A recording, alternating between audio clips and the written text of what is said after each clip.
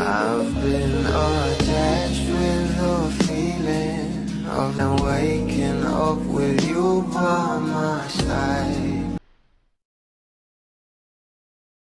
Tagal-tagal na nga rin, nahuli na nga nating napakinggan ang album ng ating Bel Mariano na talaga namang sobrang pinag-usapan dahil na nga rin na LSS dito ang maraming bubblies. Pero ito na nga guys ang pag-uusapan natin dahil may pasabog nga rin ngayong taon itong ating Bel. At ayon nga dito, hi, pinakinggan ko yung album, super ganda. Just wanted to say thank you so much.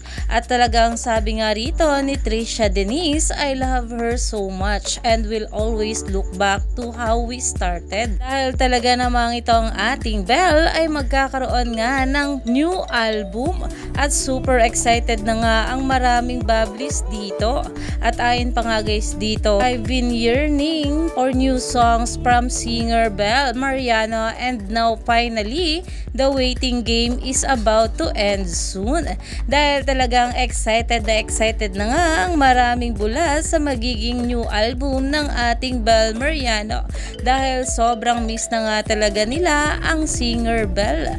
At dito naman ang sabi, super bait and sweet talaga ni Trisha Denise, sobrang genuine niya, ihanda na natin sarili natin, ito raw favorite niya so far sa lahat ng album ni Bel Mariano. Kaya naman marami pa nga talaga tayong dapat abangan sa ating couple ngayong araw.